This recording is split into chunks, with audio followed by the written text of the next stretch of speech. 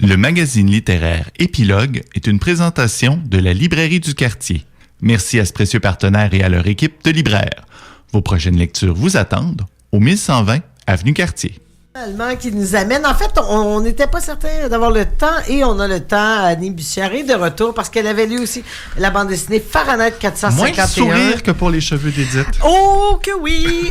Et pourtant, puis c'est honnêtement la grande tristesse de ma semaine, honnêtement. Là, parce que personnellement, Fahrenheit 451, Ray Bradbury, non seulement j'avais beaucoup aimé le roman, que j'ai dû lire 2-3 fois, mais j'avais vraiment beaucoup aimé... Roman de 1953. De 1953. Et j'avais vraiment beaucoup aimé le film de 66 avec Oscar Werner et Julie Christie.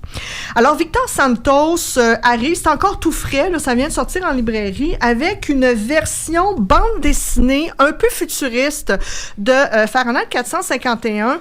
Et je vais vous dire d'emblée, je pense, pourquoi j'ai pas aimé ça. C'est pas à cause de la qualité du dessin. C'est pas à cause des couleurs utilisées. Il y a quand même certains processus et procédés graphiques qui sont super intéressants, mais j'ai trouvé que ça rendait pas hommage et c'était pas collé sur le livre.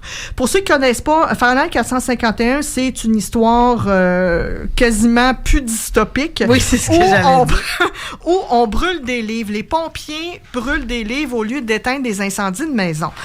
Et il y a toute une réflexion sur la censure, le fascisme.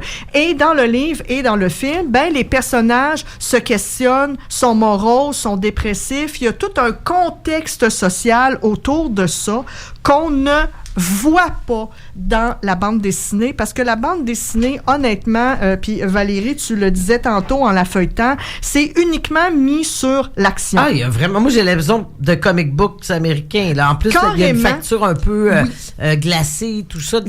Ça donne cette impression-là. Tu sais, puis dessin est fait à l'ordinateur, puis ça bouge vite, puis à la limite, c'est quasiment comme un manga. Oui. Mais c'est pas ça l'essence de ce livre-là. Alors, c'est sûr que si c'est votre première incursion dans l'univers de Fahrenheit 451, à la limite, ça peut passer parce que ça va vous dire de quoi il y en est avant de vous lancer dans le livre et dans le film. Si, comme moi, vous avez fait le contraire, honnêtement, vous allez être déçus.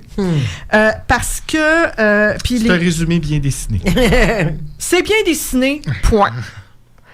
C'est pas nécessaire de l'acheter. À la limite, empruntez-la à la bibliothèque. Je suis désolée, mais ça passe pas la rampe pour un tel classique. Ben, c'est ce que j'allais dire. Victor Santos a quand même osé s'attaquer à ce classique. Puis ça passe pas la rampe. Malheureusement. Alors, retournez voir Oscar Werner dans le film de 66. On va faire ça. Ou lire Ray Bradbury, donc 1953, Fahrenheit 451. Il faut rester vigilant parce que oui, c'est de moins en moins dystopique, cette montée de censure et d'autoritarisme. Brian, ça nous amène à la